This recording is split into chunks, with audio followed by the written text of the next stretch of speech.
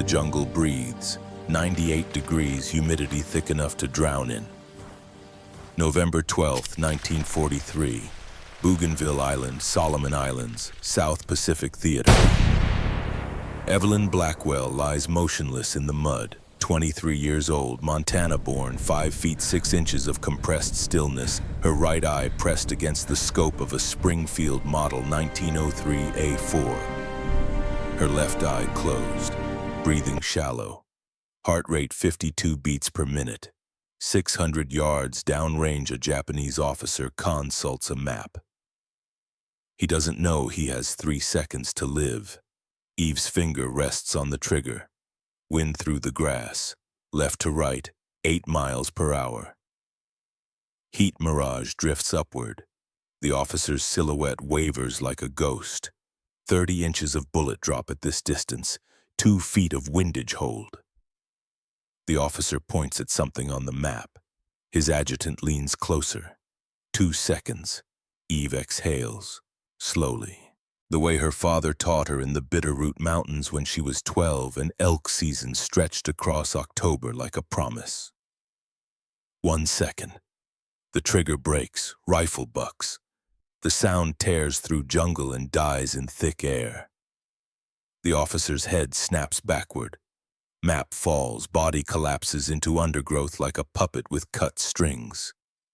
The adjutant freezes, stares, then runs. Eve works the bolt, smooth, practiced, spent casing arcs through airlands in mud with a sound no one hears. She chambers another round, tracks the adjutant through the scope, zigzagging. Smart, panicked but trained. She doesn't take the shot, doesn't need to. He disappears into tree line, gone, running back to report what he doesn't understand, that his commander was killed by something invisible. Eve lowers the rifle, her hands steady.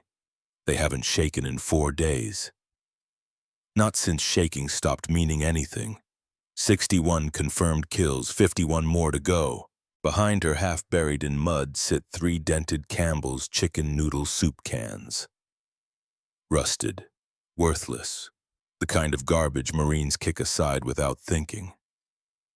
Most people will never know those 3 pieces of trash have killed more enemy soldiers in 5 days than entire platoons manage in 5 months. Most people will never know how. But you're about to. 5 days earlier. November 9th, 1943. 06:15 hours.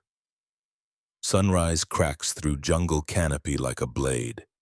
Eve kneels in a clearing 300 yards behind the Marine front line. She's been here since 04:30, waiting for this exact moment. When sun angle hits horizon at precisely 23 degrees and light turns from red to gold. In front of her, planted in mud on wooden stakes, 5 Campbell's soup cans catch that light. Each angled carefully, not random, calculated. Each tilted 7 degrees upward. Each positioned to reflect sunlight in slightly different directions, each connected to thin wire running back to her position. She pulls the first wire, gently. The can rotates 3 degrees left.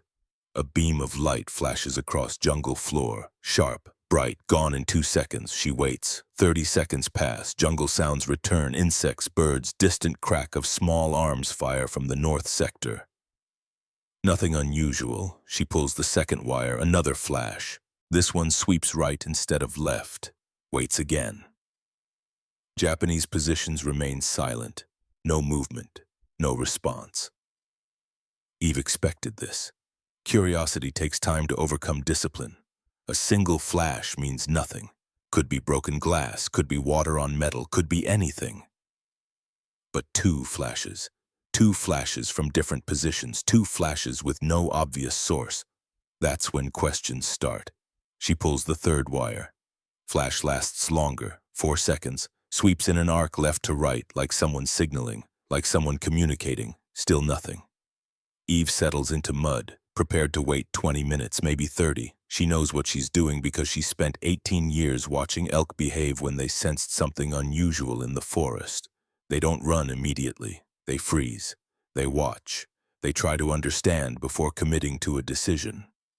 Soldiers do the same thing. The difference is soldiers investigate instead of running. 19 minutes pass. Then movement. 600 yards out, a figure eases from tree line, slow, cautious. The posture says everything, not attacking, not advancing, trying to understand what's causing the flashes. He lifts binoculars to his face. Eve already has him in scope. She fires. The man drops. Binoculars fall from his hands. Body disappears backward into brush like jungle swallowed him whole. Eve works the bolt. Chambers another round. Doesn't move. Watches. Waits. 5 minutes later, mortars start. Shell after shell hammers the area where soup cans were planted. Japanese are precise, disciplined. They've identified the source as potential threat and they're eliminating it with overwhelming firepower. Explosions tear through clearing. Mud and vegetation fountain into air. Concussions roll across jungle like thunder. Soup cans disintegrate into fragments too small to recognize. Eve is 300 yards south, untouched, safe, watching destruction with something close to satisfaction, because mortars prove everything. Japanese didn't dismiss flashes as random, didn't ignore them. They investigated, and when they investigated, one died. And when one died, they responded with doctrine. Standard counter-battery procedure.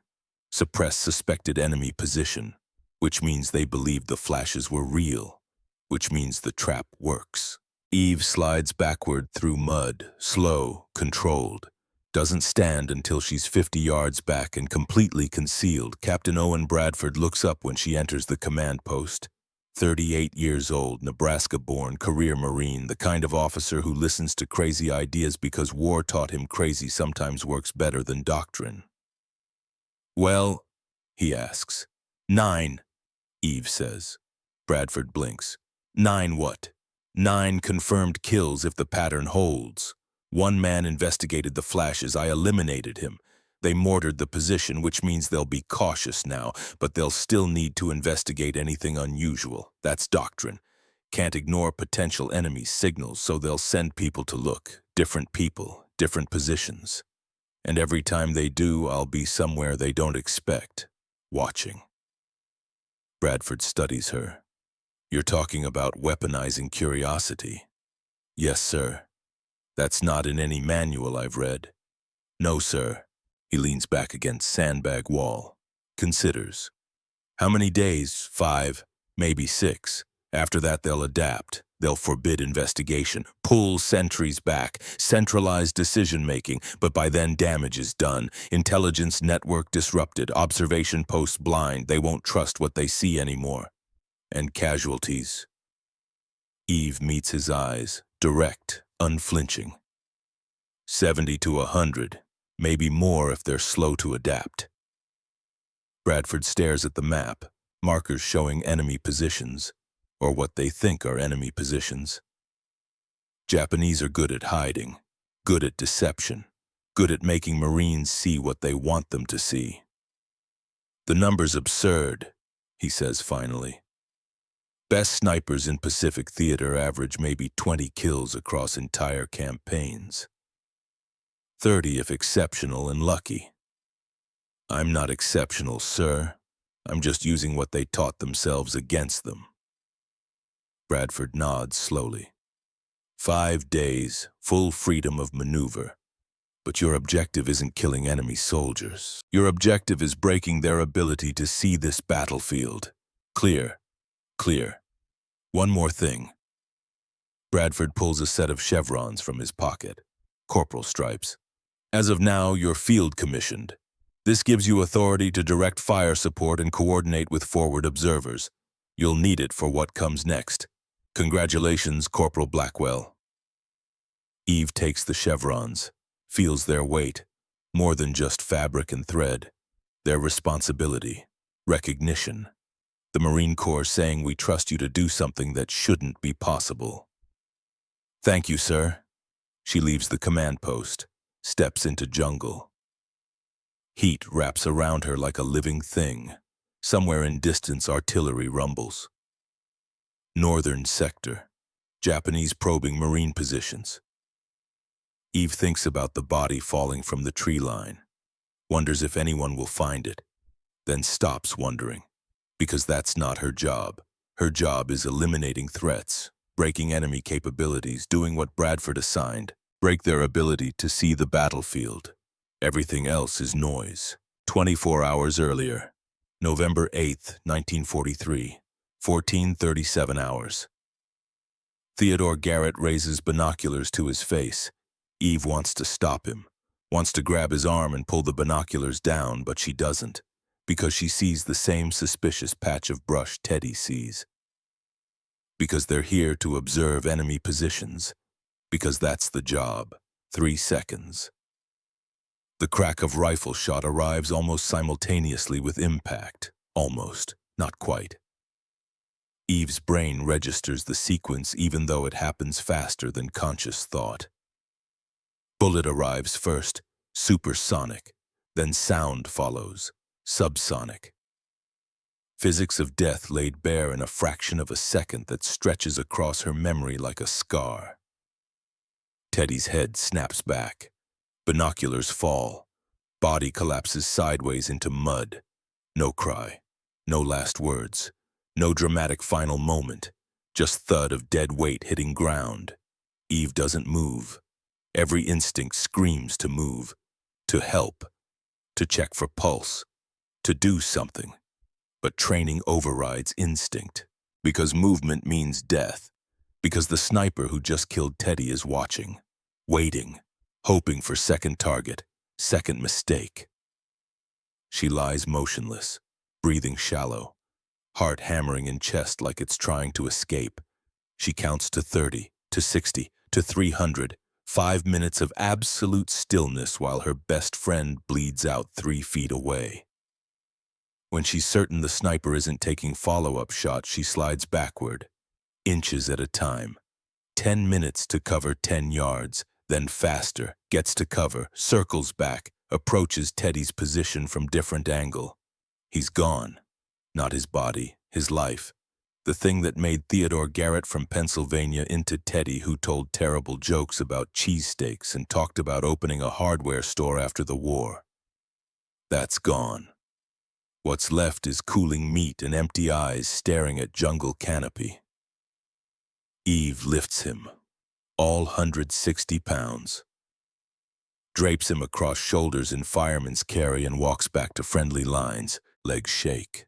Not from weight, from rage, from grief, from understanding that just crystallized while she lay motionless waiting to see if she'd be next. The Japanese sniper who killed Teddy was a professional. Positioning perfect. Shot placement perfect. Discipline to not take follow-up shot perfect. Everything demonstrated skill that matches or exceeds her own, which means she can't beat him by being better. She has to beat him by being different. That night she sits alone in Foxhole. Can't sleep. Doesn't try. Teddy's dog tags in her pocket. She'll turn them in tomorrow. Tonight they're hers. Physical weight that reminds her why rage without purpose is just noise. She eats sea ration, chicken noodle soup, opens can with P38 can opener, eats mechanically, doesn't taste anything. When finished, she sets empty can beside her and stares at nothing particular. Sun drops toward horizon. Jungle begins transition from day sounds to night sounds. And in that golden hour when light turns everything the color of old photographs, something catches her eye. The soup can.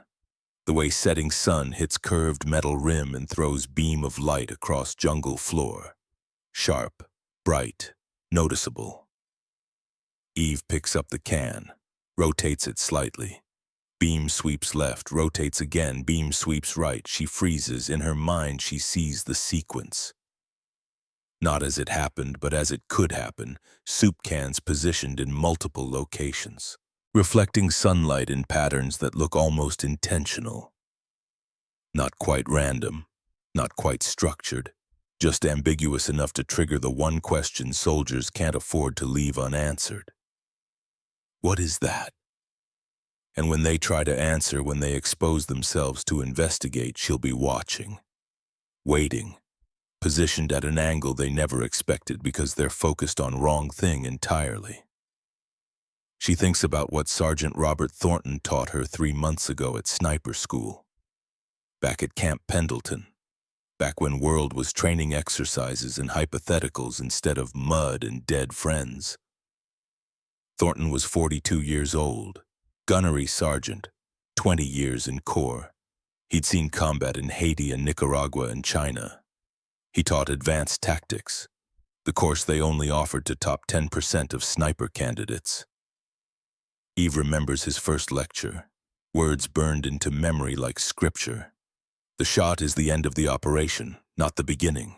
A sniper who seeks targets is predictable. A sniper who creates targets is a threat. And a sniper who shapes enemy decisions before they even know she's there becomes something else entirely. At the time, Eve thought she understood. Now holding soup can and watching light dance across mud, she knows she didn't. Understanding and knowing are different things. Understanding is intellectual. Knowing is visceral, cellular, the kind of truth you feel in bones. She doesn't need to outshoot the man who killed Teddy. She needs to outthink him, change the rules so completely that his skill becomes irrelevant, so his training becomes liability, so his discipline becomes the very thing that gets him killed. Animals flee from danger. Soldiers investigate. An investigation requires exposure. Eve looks at soup can in hands, sees it not as garbage but as potential, as leverage, as the one weapon Japanese will never see coming because it doesn't look like weapon at all. She sleeps that night, 4 hours, dreamless. When she wakes at 04:00, the plan is complete. Not sketched out, complete. Every angle, every timing sequence, every psychological trigger and exploitation point mapped with same precision her father used planning elk hunts in terrain he'd studied 40 years. By 05:00, she's gathering soup cans from garbage dump behind mess tent. 5 cans, all Campbell's, all chicken noodle. All dented enough no one will miss them, but intact enough to hold shape and reflect light consistently. By 05:30, she's at forward clearing, alone, planting cans on stakes, rigging wire controls, testing angles. By 06:15, sun rises and trap is set. By 06:34, the first man dies investigating something he doesn't understand. And the 5-day operation that will collapse an entire Japanese battalion's intelligence network begins. November 10th, 1943. 11:27 hours, day 2. The tree is 700 yards out. Eve has been watching it 3 days. Long before Teddy died, long before soup can idea formed. She noticed it because Marines kept getting shot from that general direction, but no one could locate source. No muzzle flash, no sound signature, no pattern of repeated shots that would give away sniper location. Whoever's in that tree is a ghost, which means whoever's in that tree killed Teddy. Eve knows this the way you know some truths without needing proof. Distance is right. Angle is right. Level of professionalism matches. This is him. The man who turned her best friend into corpse.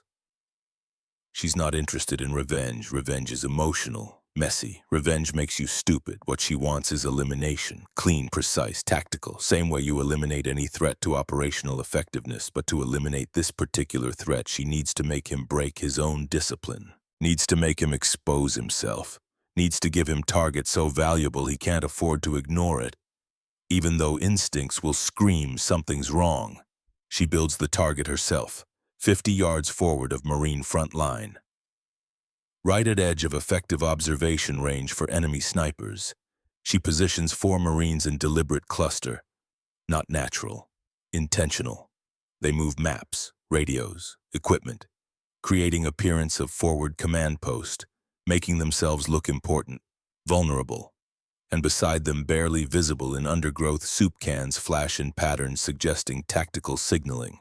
Not obvious, not blatant, just structured enough that trained observer would recognize them as potentially significant. To sniper in tree 700 yards out, this looks like intelligence gold.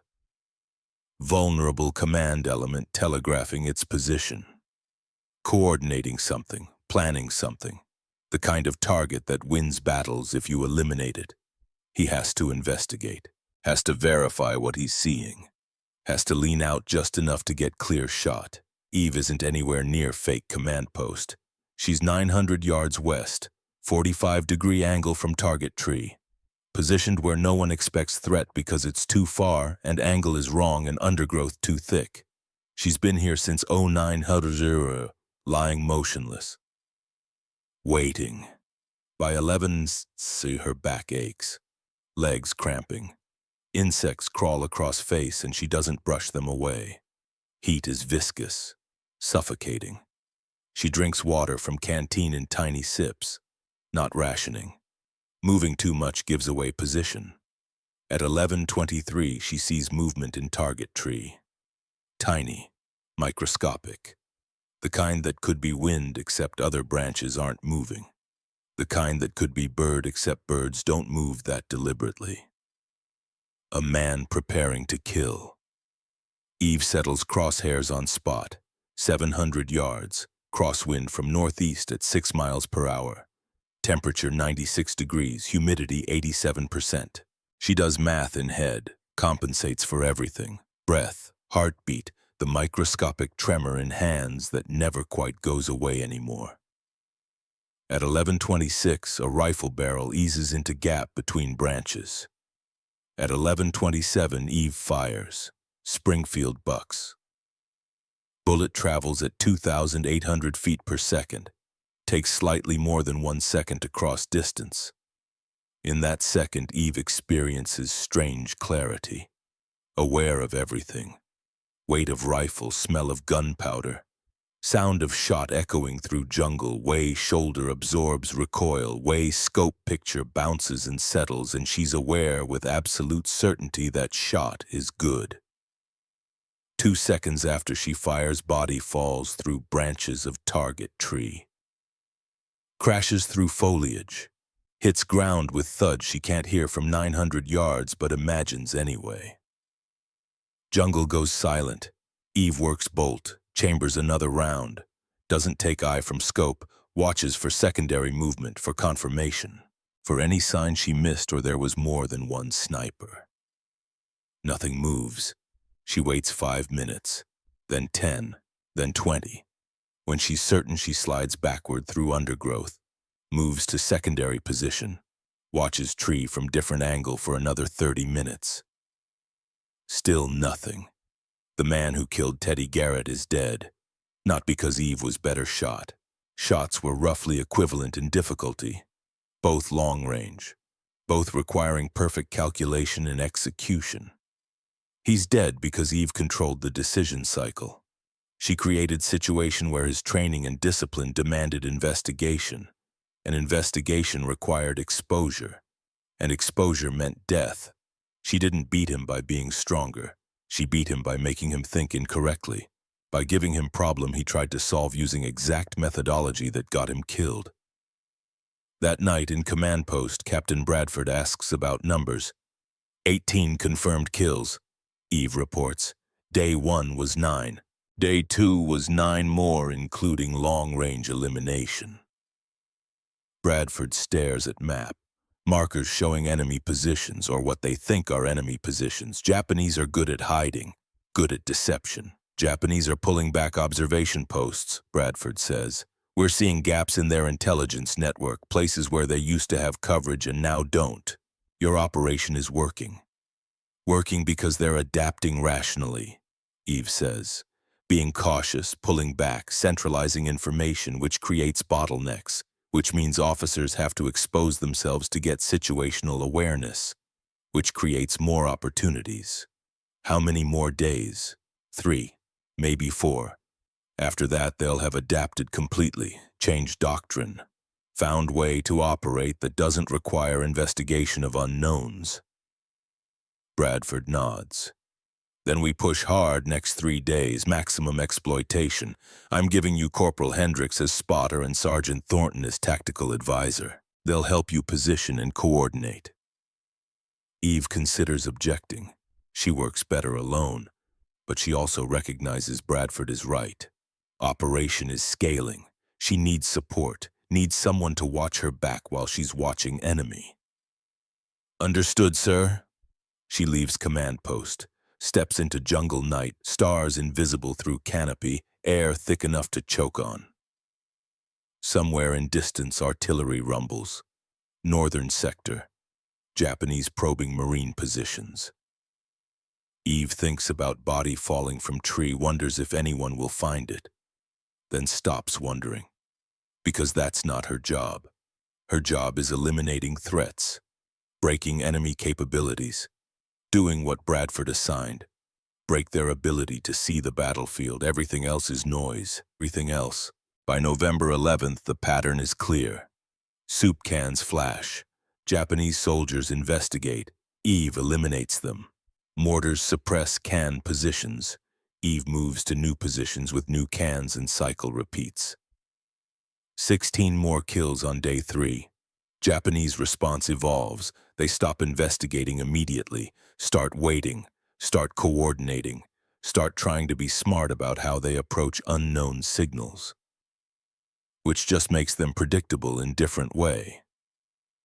Eve adapts her system, plants multiple can nodes simultaneously, creates overlapping patterns suggesting coordinated activity, forces Japanese to choose which signal to investigate first, and every choice they make reveals something about their decision-making process, about priorities, about command structure.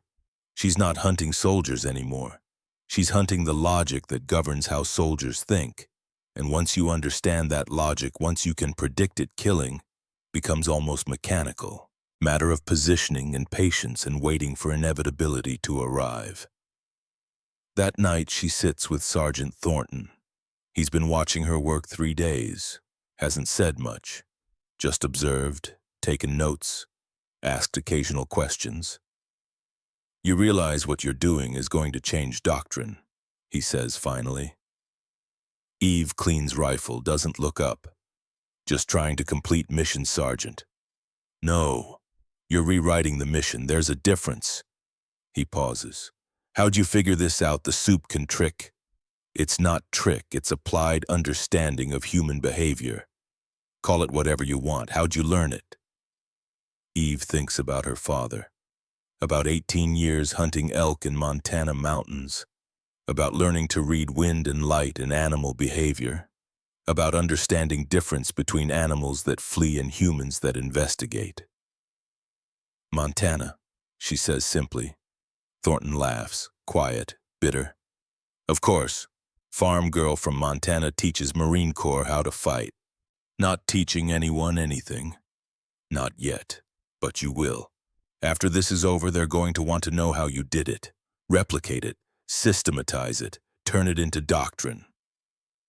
He leans back against sandbags. You're 23 years old and you're going to change how Corps thinks about psychological warfare. How's that feel? Eve sets down cleaning rod, looks at Thornton directly. Teddy Garrett is still dead. That's how it feels. Thornton nods. Doesn't say anything else. Because what else is there to say? War doesn't care about feelings. War cares about results. And Eve Blackwell is delivering results at rate that shouldn't be possible but is anyway. Tomorrow is day 4. Tomorrow, Japanese battalion commander will use phrase invisible demon in field report that will be captured 6 weeks later and analyzed by Marine intelligence for next decade. Tomorrow, 27 enemy soldiers will die investigating signals that don't exist. Tomorrow, trap will reach critical mass and enemy's ability to see battlefield will collapse completely. But tonight, Eve sits in foxhole cleaning rifle and thinking about kid from Pennsylvania who wanted to open hardware store and died looking through binoculars because soldiers investigate instead of fleeing, and investigation means exposure and exposure means death. Soupkin sits beside her, Empty, dented, worthless. She picks it up, rotates it in fading light, watches beams sweep across mud and vegetation. 3 more days, 51 more kills, and the invisible demon is just getting started. November 11th, 1943. Intelligence report. Japanese 6th Division. The document is discovered 3 weeks later, found in pack of dead lieutenant near Torokina River. Translated by Marine Intelligence. Filed, studied, eventually buried in archives where it sits 40 years before researcher finds it and understands what it means. Report is typed, precise, clinical, language is formal, detached. But underneath professional military prose, something else bleeds through. Something close to confusion, close to fear. Unknown enemy combatant operating South Sector. 9 casualties November 9th. Visual signals observed prior to contact. Light phenomena consistent with tactical communications. Investigation authorized. Result immediate hostile fire from undetermined location. Counter-battery response executed. Enemy position suppressed. November 10th. Additional 9 casualties. Similar pattern. Light signals. Investigation. Elimination. Signals appear coordinated across multiple positions. Recommend enhanced caution. Possible enemy forward observation network. Strength unknown. Capabilities unknown. Location unknown. Request reconnaissance in force to identify and eliminate source. Request is never approved, because by time it reaches division headquarters, situation has already evolved beyond reconnaissance. Already crossed line from tactical problem into something else entirely. Something no one has category for. Day 3, November 11th, 09:15 hours. Captain Takeshi Yamamoto doesn't hear the shot that kills him. One moment he's standing at edge of defensive position map in hand, trying to make sense of reports coming from forward observers. Light signals, coordinated patterns, possible enemy communications network. Next moment he's dead. Eve fires from 420 yards away. The calculation is automatic now. Wind, distance, drop. Her body makes adjustments before conscious mind registers them. Yamamoto drops without sound. Map flutters to ground like dying bird. His second-in-command rushes forward, makes it 2 steps before realizing his mistake. Freezes. Stares at map on ground, at captain's body, at jungle that suddenly feels hostile in way it never has before. He runs, Eve lets him go. She's not collecting scalps, she's breaking systems, and panicked lieutenant running back to report his captain's death does more damage to enemy command structure than another body in mud. 10:42 hours. The 2 soldiers move cautiously through undergrowth. They've been ordered to investigate strange sounds from northwest quadrant. Rattling. Metal on metal. Could be equipment. Could be American troops moving into position. They approach carefully. Spread out. Cover each other. Everything by book. Sounds continue. Irregular. Unpredictable. Not quite random, but not quite structured either. They get within 30 yards of source. One raises hand. Stop. Listen. Try to identify what they're hearing. Eve hangs 70 yards east. Positioned at angle they never considered because doctrine says threats come from direction you're moving, not from flank, not from elevation. Soup cans are 50 yards northwest, empty ammunition cans filled with pebbles, suspended from branches. Rigged with strings she pulls from her position, creating sounds suggesting activity without revealing what kind. Soldiers confer, quiet voices deciding whether to advance or report. 2 shots. Different rhythm than yesterday. She fires first. Soldier center mass shifts immediately, catches second as he turns. Both drop within 3 seconds. Ammunition cans rattle again. Indifferent, mechanical. Trap keeps working whether anyone's watching or not. 12:18 hours. Private Hiroshi Tanaka is 20 years old. Drafted, trained, Sent to Pacific because Empire needs bodies and Hiroshi has body, and that's all calculation that matters. He's repositioning radio equipment, moving from one shell crater to another, trying to maintain communications with division headquarters, while American artillery makes maintaining anything increasingly difficult. 6 seconds of exposure. That's how long it takes to move from crater A to crater B with 40 pounds of radio equipment. 6 seconds is 5 seconds too many. Eve doesn't track him through scope. She anticipates, knows the route, knows the timing, pre-aims at point where he'll be most exposed and waits. Hiroshi appears exactly where she expected. Running, hunched, doing everything right. She squeezes trigger before he's fully in frame. He falls forward into crater B. Radio hits ground beside him, still transmitting. Static and silence bleeding into each other until someone at headquarters realizes no one's responding and Mark's position is compromised. 14:30 hours. Squad leader Sergeant Kenji Sato is trying to coordinate defensive response. His captain is dead, lieutenant missing. Radio operator not responding. Americans are doing something in South Sector, but no one can figure out what. He stands, calls to his men, tries to impose order on chaos, does exactly what training tells him. Take charge, communicate, lead. The bullet catches him mid-sentence, literally. He's saying, establish defensive positions at, and then he's falling and the sentence never finishes. His men scatter, some to cover, some away from cover. The ones who run toward cover survive. The ones who run away don't. Not because Eve shoots them all, because panic is contagious and panic makes you stupid and stupid gets you killed even without invisible sniper watching. 16:05 hours. The sniper climbing observation tree is competent, experienced. He's been climbing trees in jungle environments 2 years. Knows how to move quietly, blend with foliage, position himself for maximum visibility and minimum exposure. What he doesn't know is Eve identified this tree as probable sniper position 6 hours ago, that she's been watching it, waiting for it to be occupied. She's 500 yards east, clear line of sight to climbing route. He makes it 40 feet up. Almost a first good firing position. Eve's bullet finds him before he reaches the branch he was aiming for.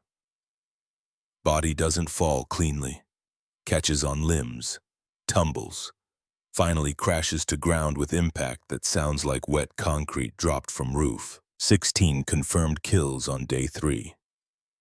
Japanese pull back forward observers, consolidate positions, try to adapt. But adaptation requires understanding what you're adapting to, and they don't understand, can't understand, because threat doesn't fit any category they've been trained to recognize. That evening, captured diary entry. Lieutenant Yoshiro Nakamura. Diary is found 2 days later, tucked in lieutenant's jacket. Man is dead, but diary survives. Brown leather, water-stained. Handwriting is precise, educated, the kind of penmanship they teach in good schools. Entries are dated November 9th, 10th, 11th. Final entry is November 11th, evening. Written by flashlight in foxhole while artillery rumbles in distance. The light appears from nowhere. We send men to investigate. They do not return. Captain Yamamoto ordered enhanced caution this morning. By afternoon, he was dead. Sergeant Sato tried to coordinate defensive positions. He died speaking. Radio operator died moving between craters. Sniper sent to observe died climbing his tree. 17 men in 3 days, all investigating, all exposed, all eliminated. Colonel Ishida has forbidden investigation of light phenomena, but orders require observation. We must maintain situational awareness. We must verify enemy positions. We must gather intelligence. How do we do this without investigating? How do we see without looking? I no longer trust my eyes. I see signals. Are they real? Are they traps? I cannot know. And not knowing is worse than enemy fire. Enemy fire I can respond to. Enemy fire has source, location, solution. This has no solution, only casualties. Entry ends there. Incomplete. Lieutenant never writes again. Not because he stops keeping diary, because 2 days later he steps out of cover to check perimeter and Eve puts bullet through his chest at 340 yards. November 12, 1943. Day 4.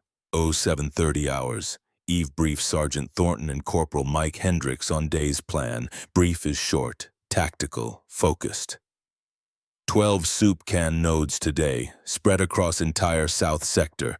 Overlapping patterns. Japanese won't know which signals are real communications and which are traps. They can't investigate all of them, so they'll prioritize, and their priorities will reveal command structure, who's important, who's coordinating, who's making decisions. Thornton studies map, marks positions. You're going after officers specifically. Officers have to maintain situational awareness, have to verify information, coordinate responses, which means they have to expose themselves more than regular infantry. How many today? 20 to 30, critical mass. Their system collapses completely. Hendricks looks up from map. 24 years old, Texas-born, good spotter, steady hands. But his face shows what he's thinking. 20 to 30 kills in one day is beyond anything he's ever heard of. How? He asks simply. Because they're out of options. Can't investigate. Can't not investigate. So they'll do both. Hesitantly, partially, incompletely. And every half measure they take creates opportunity. Every compromise exposes weakness. She picks up rifle. Chambers round. Trap isn't soup cans anymore. Trap is their own doctrine. I'm just waiting for them to spring it. 09:47 hours. Major Kazuo Ito is 41. Career officer. 15 years Imperial Army. Commanded men in China, Manchuria, Pacific. Respected, competent, experienced. He stands at command post 200 yards behind front line trying to make sense of reports that make no sense. Multiple light signals across entire sector. Some coordinated, some random. Forward observers dead or missing. Intelligence network has gaps that weren't there 3 days ago. He needs information, needs to see battlefield, needs to understand what's happening. Binoculars raise scanning valley trying to identify signal sources. Eve's bullet arrives before he processes what he's seeing. 920 yards, extreme distance, variable wind, difficult angle, but target is stationary, focused, not expecting threat from this distance. Major staggers, drops binoculars, clutches chest, falls backward, staff rushes forward, creates exactly the kind of cluster target Eve hoped for. 2 more shots. 8 seconds total, 3 kills, 11:23 hours.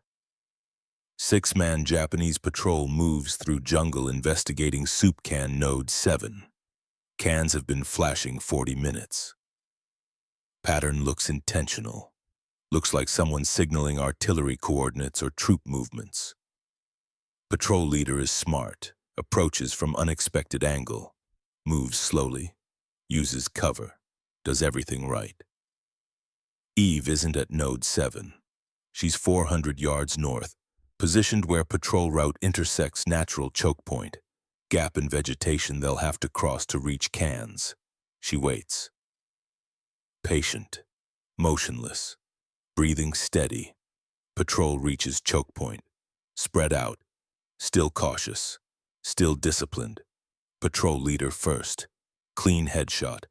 Man trying to drag him to cover second chest. Man shouting orders third throat. 3 shots, 3 bodies. Remaining 3 run survive. Carry back story of invisible enemy that kills from nowhere. Story spreads faster than official reports. Soldier to soldier, foxhole to foxhole, unit to unit. By noon, entire Japanese sector knows something is hunting them. Something they can't see, can't locate, can't fight. They start calling it Mianai Akuma, the invisible demon. 13:15 hours. Artillery observer climbs to his position. Concealed, camouflaged, professional. He's been doing this job 8 months, survived this long because he's careful, because he never exposes himself unnecessarily, because he understands that in this war patient ones live and careless ones die. He settles into position, begins scanning American lines. looking for artillery positions, command posts, supply dumps, anything worth calling fire on. Eve has been watching this position 2 days, identified it as probable enemy observation, waited for it to be occupied. 730 yards out. Observer is well concealed. She can't see his body, only faint shadow his spotting scope creates when he angles it to catch light. She aims at shadow, calculates where body must be based on scope position, fires. Shadow disappears, crashes sideways. Eve doesn't see body, doesn't need to. Scope falling from position tells her everything. 14:52 hours, company commander tries to rally his men. They're dug in, defensive, afraid to move, afraid to investigate anything, afraid to do jobs because doing jobs gets them killed. He stands, visible, deliberately, showing his men that leadership means taking risks, means not hiding when soldiers need you. The courage is admirable. Eve respects it even as her bullet ends it. 615 yards, single shot, clean, commander falls. His men don't rally. They dig deeper, hide better, stop responding to orders because orders get you killed and survival means ignoring orders. 16-20 hours. Count for day 4 reaches 27. 27 men investigating things that don't exist. 27 men trying to do jobs. 27 men killed by system they helped create. By doctrine demanding observation. By training requiring investigation. By command structure forcing exposure. Eve feels something closer to exhaustion than triumph. The kind of tired sleep doesn't fix. The kind that settles in bones and stays. Sergeant Thornton finds her at 17 hedgerows, sitting in foxhole, rifle across lap, staring at nothing. 27, he says, not question, statement. 27, she confirms. Most kills I ever heard of in one day was 11. And that was considered impossible. Eve picks up soup can, one of Day's decoys, dented, rusted, worthless. I keep seeing Teddy, she says quietly. Raising those binoculars, 3 seconds, that's all it took. 3 seconds of doing his job and he's dead. And now I've killed 27 men for doing their jobs, for investigating things, for trying to understand what's happening, for being soldiers. They were enemy soldiers. I know what they were. She sets can down. I weaponized curiosity, turned basic human instinct into killing mechanism, set traps exploiting exact behavior their training demands, and they walk into it over and over because they don't have choice, because doctrine requires it, because they're soldiers and soldiers investigate. Would you rather they killed more of our men? No. I'd rather Teddy was alive. I'd rather none of this was necessary. She looks at him. But it doesn't. And Teddy's dead. And 27 Japanese soldiers are dead today because I'm better at exploiting psychology than they are at adapting to it. Tomorrow I'll kill more, because that's the mission.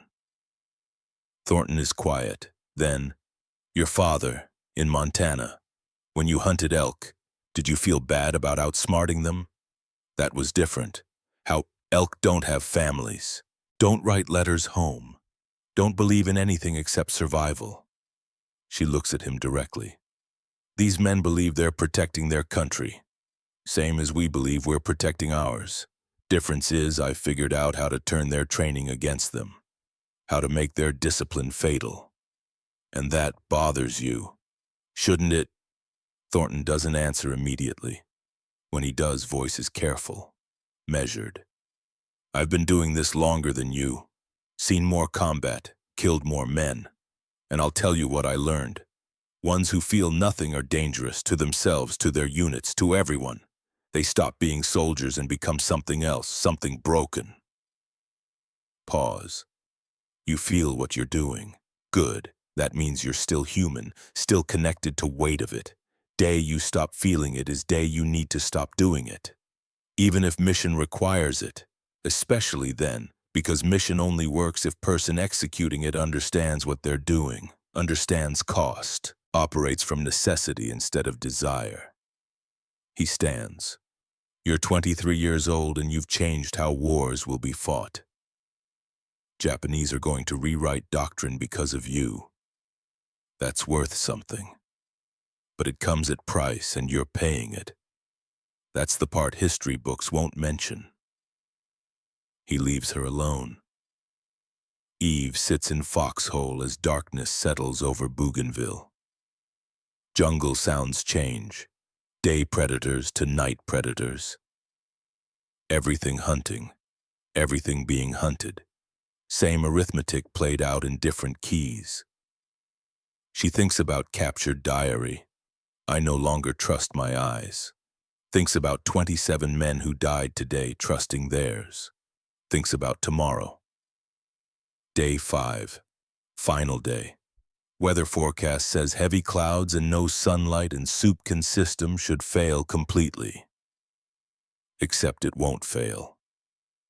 Because Eve understands something Japanese don't.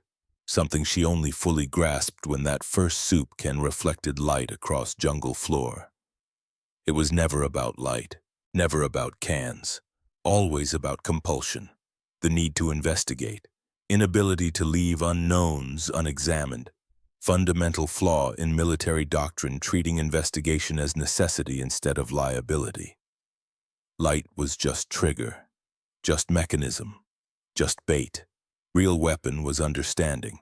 Tomorrow she'll prove it. Tomorrow clouds will come and sun will disappear and light-based system will be useless. And tomorrow she'll kill 9 more men using sound instead of light. Using same principle applied through different medium. Because principle doesn't change, only implementation.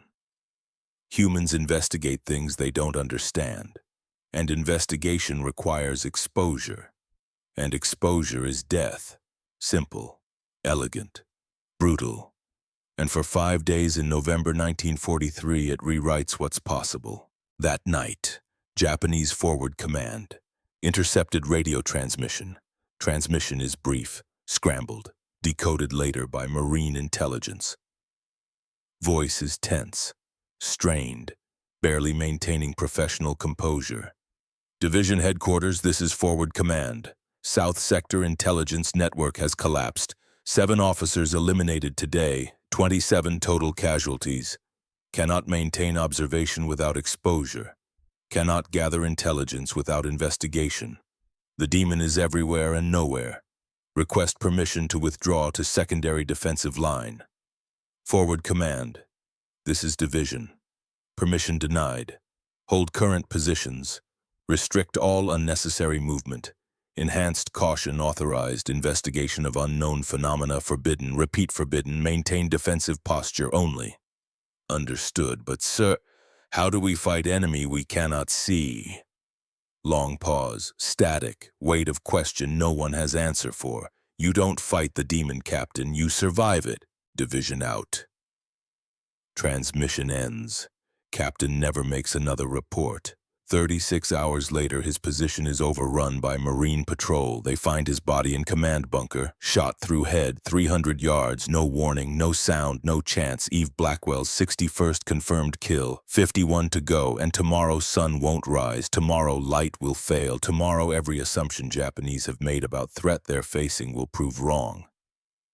Tomorrow invisible demon adapts, and tomorrow they learn that darkness changes nothing. November 13th, 1943. Day 5. 05:47 hours. Sky is wrong. Eve wakes to darkness that shouldn't exist at this hour. Not clean darkness of night, thick darkness of heavy cloud cover. Layers of cumulus stacked horizon to horizon, blocking sun, killing light. She steps out of shelter, looks up. Clouds are color of old bruises, purple-gray, dense. The kind of weather front that settles in for days and doesn't move. Corporal Hendricks finds her at 06:00. His face shows question before he asks it. No light. System's dead. Eve picks up one of yesterday's soup cans, turns it in hands. Metal is dull, lifeless. Without sunlight, there's no reflection. Without reflection, there's no signal. Without signal, there's no bait. System's not dead, she says. Just changing. Changing to what? She walks to supply dump, finds what she's looking for, empty M1 Garand ammunition cans, 5 of them, 8-round clips rattling inside. She dumps clips, fills each can with pebbles, small stones, bits of gravel. Shakes one. Sound is sharp, irregular. Metal on metal with stone undertones, not loud, not soft, exactly volume that carries 100 yards through jungle but doesn't echo farther. Sound. Hendricks stares at can, understanding slowly. You're going to make them investigate sounds instead of lights. It was never about light. Light was just trigger. Principle is investigation. Humans can't ignore unknown stimuli, especially soldiers. Especially when those stimuli might indicate enemy activity. She moves back to forward position, 300 yards behind front line. Same clearing she's used 4 days. Plants 5 ammunition cans in undergrowth, suspends them from branches using paracord. Rigs control lines running back to firing position. Tests system. Pulls line. Can swings, rocks, pebbles shift and rattle. Pull another line. Different rhythm, different pitch. By 0730, system is ready. By 0800, trap is set. By 00800, Eve understands something she didn't understand. 4 days ago, when operation began, soup cans were never a weapon. They were proof of concept, evidence that psychological warfare works better than marksmanship, that controlling enemy perception matters more than controlling terrain. Real weapon was always the idea, make them investigate, make investigation dangerous. Repeat until they stop investigating, then force them to investigate anyway because orders require it, because military doctrine demands it, because soldiers who don't gather intelligence lose battles. It's trap with no escape, logic loop ending in death, and today, final day, she's going to prove trap works in any medium. Light, sound, probably smell if she had time to engineer it. Any stimulus triggering investigation response, because human mind is terrain that matters. Everything else is tactics. 9-15 hours. First rattle cuts through jungle. Brief, metallic, gone before brain fully registers it. Eve watches through scope. Positioned 90 yards east of sound source. Hidden in undergrowth so thick she's invisible from 3 feet away. Japanese forward positions don't react immediately. They're cautious now.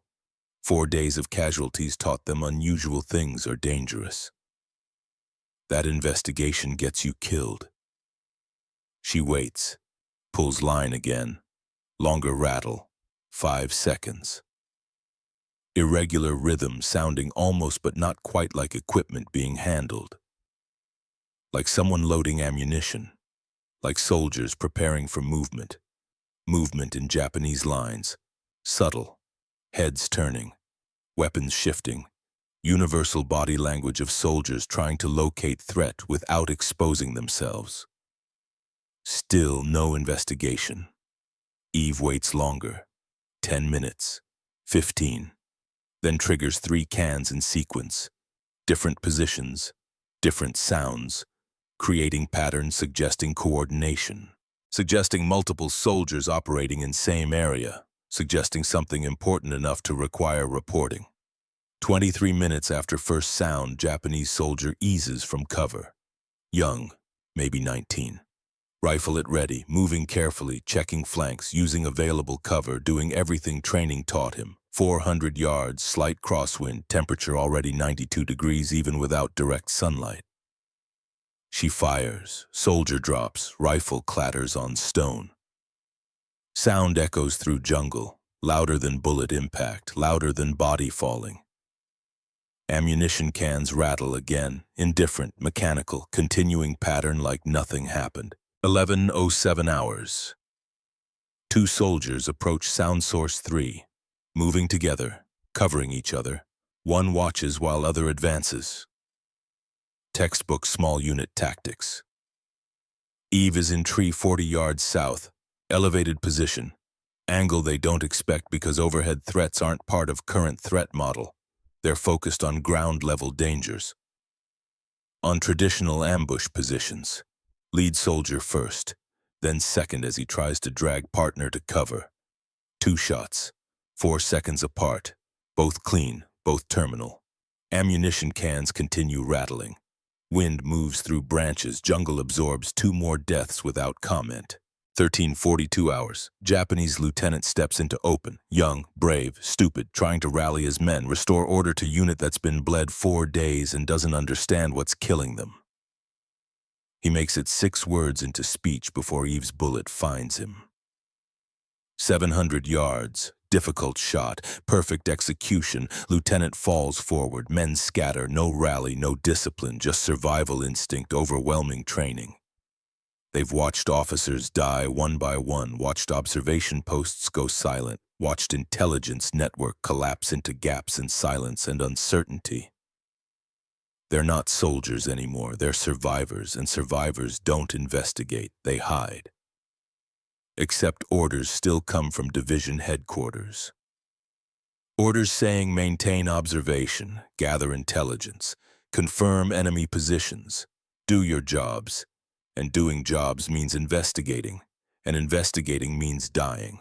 Arithmetic is simple, brutal, inescapable. 14:28 hours. Thornton finds Eve at firing position. She's been here since 07:30. 7 hours, minimal movement, minimal water, maximum focus. 9 confirmed, Thornton reports. Division intelligence says Japanese radio traffic is fragmenting, using codes we've never seen. Emergency protocols, last-ditch stuff. Eve works bolt. Chambers fresh round even though magazine is still loaded. Motion is automatic. Soothing. They're adapting, she says. Finally. Probably forbidding all investigation. Consolidating to defensive positions only, which means operation is complete. Complete, you're at 91 kills. 112 by end of day if pattern holds. But number doesn't matter anymore. They've already adapted, changed doctrine, restricted observation, which means intelligence network is broken, which means they can't see battlefield, which means we've won. We've won. You've won. One woman with soup cans and ammunition cans and understanding of human psychology. You've crippled entire battalion. Eve stares through scope. Watches Japanese lines, sees gaps, places where observation posts used to be and aren't anymore. Places where soldiers used to move and don't anymore. She broke them. Not with superior firepower, not with better tactics, with fear, with uncertainty, with gradual understanding that their own doctrine was killing them and they had no way to change it fast enough to matter. How do you feel? Thornton asks. Tired. That's not what I meant. I know what you meant. An answer is same. I'm tired. Tired of killing. Tired of watching men die because they're following orders. Tired of this jungle. Tired of heat. Tired of carrying around weight of 112 deaths I caused by being smarter than they were. You were following orders too. Were my orders worth 112 lives? That's not question you get to answer. That's question for people who make strategy, who see whole board, who know what breaking this battalion accomplishes in larger context. And if they're wrong, Thornton doesn't have answer. No one does. Because war is fundamentally about making decisions with incomplete information and hoping you killed right people for right reasons. 15:45 hours, final kill. Captain Hiroshi Matsumoto is 36, Kyoto-born, career officer. He's commanded this sector 6 weeks. Held against Marine advances, maintained discipline under artillery fire, done everything captain is supposed to do. He stands in command position consulting map, trying to understand why intelligence network has collapsed, why officers are dead, why men won't investigate anything anymore even under direct orders. He doesn't understand because no one has explained it. Because no one can explain it. Because phenomenon they're facing doesn't fit any category training prepared them for. Eve sees him through scope. 600 yards. Slight downward angle. Wind from northwest at 7 miles per hour. She doesn't want to take this shot, doesn't want to kill one more man, doesn't want to add one more death to count. But man is consulting map in open, making himself target, and targets get engaged. That's mission, that's job. She fires. Captain Matsumoto drops, map falls, lands in mud, gets trampled by soldiers rushing to help, soldiers who arrive too late, who find Captain dead and no explanation for how or why or from where. Kill number 112. Eve lowers rifle, safeties it, sets it down gently. Hands are shaking now, not from adrenaline, from exhaustion, from 5 days of perfect focus and 0 mistakes and constant calculations, all resulting in death. It's done, she says to no one particular. Thornton is beside her, has been for last hour. Confirmed. 112 kills in 5 days. Japanese 6th Division South Sector is combat ineffective. Intelligence network destroyed. Command structure fragmented. Observation capability 0. Send report to Captain Bradford. Tell him operation is complete. Tell him I need 48 hours. For what? Sleep, water, not killing anyone. She stands, sways slightly, catches herself, and to figure out how to be human again. November 14th, 1943. 03:15 hours. Eve wakes screaming. Not loud, quiet screaming. The kind that happens in throat and doesn't make it past lips. The kind that comes from dreams about soup cans and falling bodies and men who died because they were curious. Corporal Hendricks is on watch, hears her, doesn't approach. Just calls softly from 15 feet away. You okay, Blackwell? Fine, she lies. Nightmares. Just dreams. Dreams about what? Eve doesn't answer. What can she say? That she dreams about Japanese officer consulting map, about 2 soldiers investigating sounds, about 112 men who are dead because she understood psychology better than they did.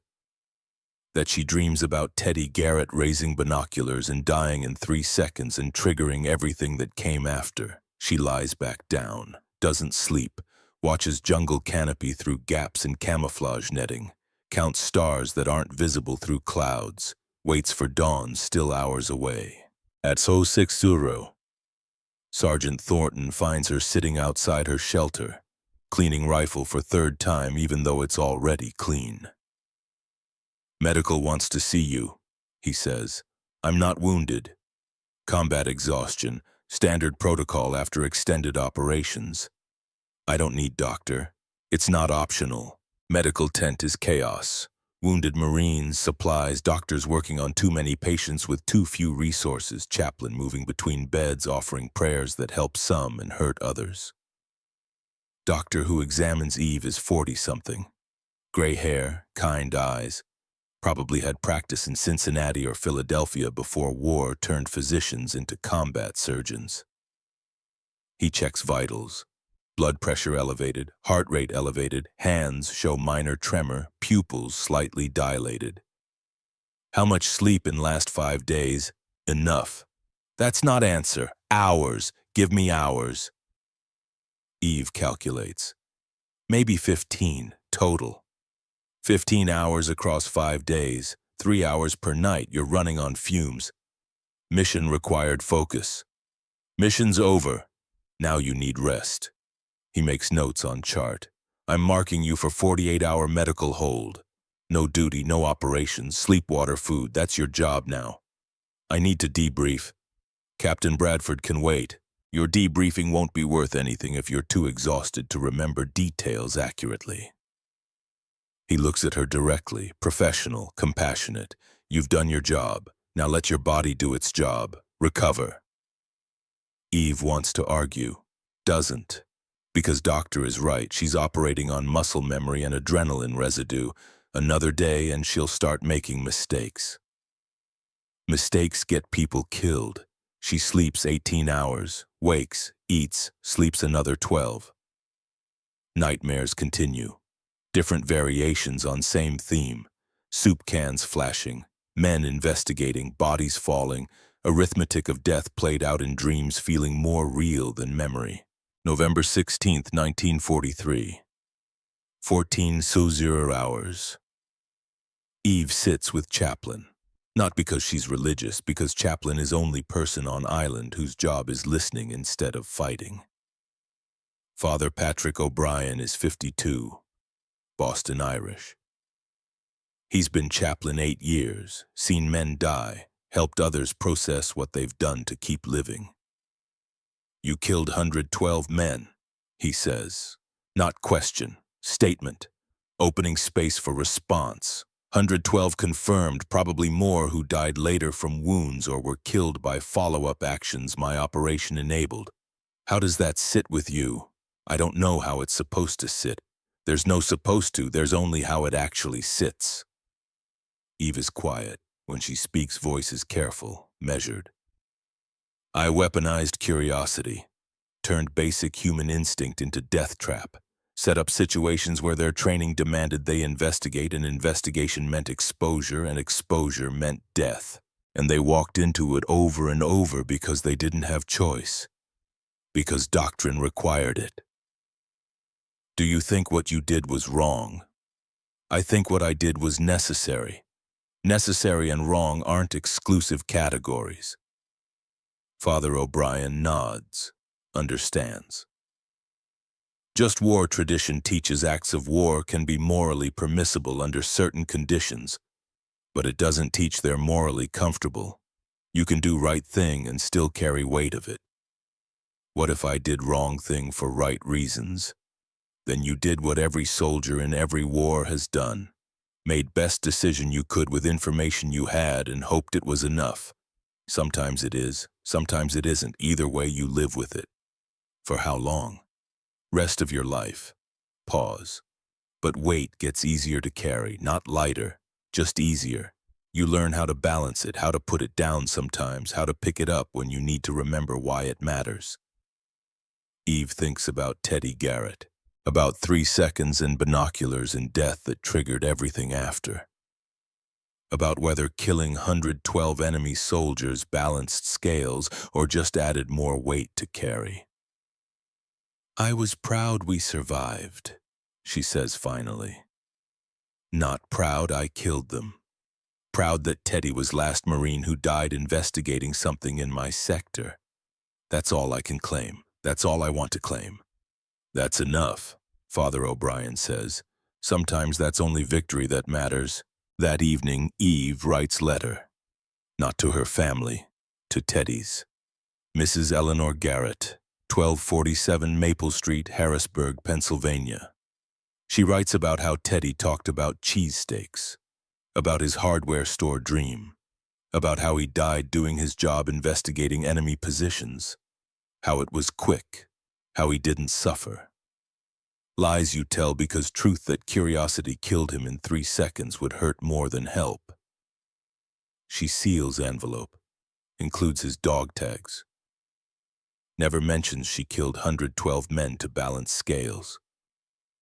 Never mentions no amount of killing brings back dead, just writes, your son was my friend. I'm sorry I couldn't save him, but I made sure he was the last Marine who died in my sector that way. That's all I can give you. Corporal Evelyn Blackwell. Letter is never sent. She keeps it in footlocker 40 years. Found after her death in 2003. Donated to museum with rifle and soup cans, January 1944. Camp Pendleton, California. Marine Corps makes decision quickly. Evelyn Blackwell will not return to frontline sniper duty. She's proven everything sniper can prove. Done more in 5 days than most snipers accomplish in entire campaigns. Now they need something different. They need her mind. She's reassigned to Camp Pendleton as instructor. Scout Sniper School. Advanced Tactics Section. Orders come through December. She ships stateside January. First time she walks into classroom 43. Marine sniper candidates stare at her. Young men, 18 to 25. Most never been in combat. Some have. All heard rumors about invisible demon of Bougainville. None know she's standing in front of them. Eve walks to board, erases firing diagram from previous class. Writes single sentence in clean, precise handwriting. The enemy doesn't fear your rifle. He fears not knowing what you are. She turns to face class. My name is Corporal Evelyn Blackwell. Last November, I eliminated 112 enemy combatants in 5 days using soup cans and understanding of human psychology. Today, you're going to learn how I did it. Not so you can copy technique, so you can understand principle. Because techniques change. Technology changes, doctrine changes, but principles remain constant. Pause. Lets them process. Principle is this enemy's mind is more valuable terrain than enemy's position. If you control how he thinks, you control what he does. If you control what he does, you control whether he lives or dies. For next 3 hours, she teaches psychological warfare, not marksmanship. They already know how to shoot. She teaches them how to think, how to identify enemy decision patterns, how to exploit investigative impulses, how to create situations where enemy's doctrine becomes liability, how to win through deception instead of force. Class is silent, focused, taking notes, asking questions, understanding slowly that sniper work isn't about being unseen, it's about making enemies see wrong thing. By end of day, Eve has rewritten how 43 Marines think about combat. By end of month, 200. By end of 6 months, 417 snipers have passed through her course. They carry her lessons to Iwo Jima, to Okinawa, to Korea a decade later, to Vietnam after that. Principle spreads, mutates, evolves, but core remains. Psychology matters more than marksmanship. Understanding matters more than equipment. Make them think wrong. Win while they're still figuring out what happened. 1944. Japanese Army Training Manual. Captured. Translated. Document is dated March 1944. 4 months after Bougainville. Added to existing manuals as supplement. New doctrine. New procedures. New responses to threats they didn't know existed before November 1943. Section 7, Subsection 4, Response to unknown visual or auditory phenomena. Do not investigate light anomalies in forward areas. Do not investigate unexplained sounds. Do not expose personnel to verify signal sources. Unknown phenomena are to be assumed hostile until confirmed otherwise through indirect observation only. Investigation of unknown stimuli must be conducted by indirect means. Observation from concealed positions, multiple observers from multiple angles, verification through artillery or mortar fire before personnel approach. Officers are forbidden from unnecessary exposure. Command decisions must be made from protected positions. Situational awareness must be maintained through subordinate reports, not personal observation. Manual doesn't mention Eve Blackwell by name, doesn't mention soup cans or Bougainville or invisible demon, but doctrine exists because of her, changes because of her, adapts because one American woman proved their training was exploitable. When Manual is captured in 1945, Marine intelligence analyzes it for months, traces changes back to source, realizes Evelyn Blackwell didn't just kill 112 enemy soldiers, she forced entire army to rewrite how they fight. 1946. Bitterroot Mountains, Montana. Eve returns home. 26 years old, veteran, instructor, legend in circles so classified most people will never know stories. She doesn't talk about war, not to family, not to friends, not to anyone who wasn't there. What would she say? That she killed 112 men using garbage and psychology, that she still dreams about soup cans and falling bodies. She takes job teaching high school science. Hamilton, Montana. Small town. Quiet. opposite of war in every way that matters. Students call her Miss Blackwell. They have no idea calm, patient teacher once designed most effective psychological warfare operation in Pacific theater, that she rewrote military doctrine, that Japanese training manuals changed because of her. She teaches physics, chemistry, shows students how to think about problems, how to break complex things into simple principles, how to find elegant solutions to difficult questions. She never mentions same process applies to combat. That understanding principles matters more than memorizing techniques. That creativity keeps you alive and convention gets you killed. One student asks why she pushes them so hard on critical thinking, why she won't accept answers that just repeat textbook. Because world rewards people who think differently, she tells him, not people who think correctly. There's difference. Correct thinking gets you average results. Different thinking changes what's possible.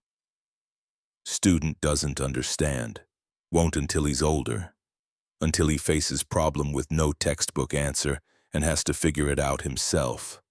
But lesson plants itself anyway, takes root, grows.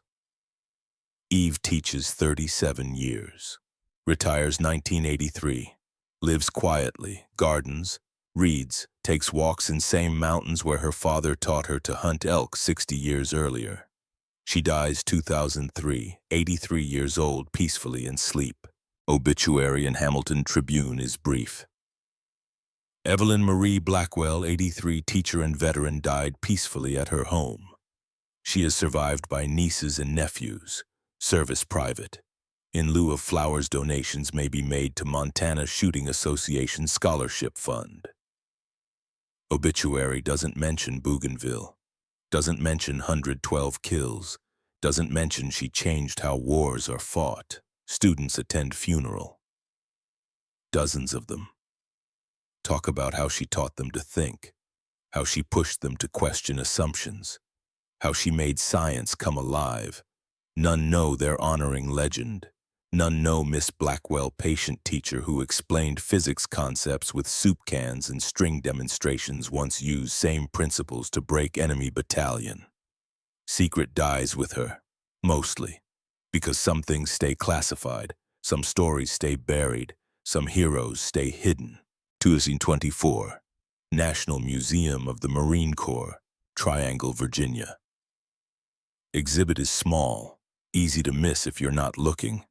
Single glass case in World War II. Pacific Theater section. Inside case 1, Springfield model 1903 A4 rifle. Serial number obscured for security reasons. Wood stock worn. Metal shows use. This is not ceremonial weapon. This is tool that was used. 3 Campbell's chicken noodle soup cans. Dented, rusted, labels barely legible. They look like garbage, like something you'd find in any trash heap. Placard reads, Corporal Evelyn M. Blackwell, USMC Special Operations Scout, Bougainville Campaign, November 1943, 112. Confirmed enemy casualties 5 days. Pioneer of psychological deception warfare. Below that smaller text, Blackwell employed improvised reflective devices to trigger enemy investigative responses, creating tactical opportunities through behavioral manipulation. Her techniques were classified 40 years and form foundation of modern false signature warfare doctrine. Japanese training manuals were modified in direct response to her operations. Most visitors walk past without stopping. Exhibit doesn't look dramatic, doesn't look important, just old rifle and some trash. But sometimes veterans pause. Sometimes they read placard carefully. Sometimes they understand what they're looking at, not weapons, principles. Evidence that wars are won by thinking differently, not just fighting harder. One elderly man stops at exhibit. 92 years old, Korea veteran, Purple Heart recipient.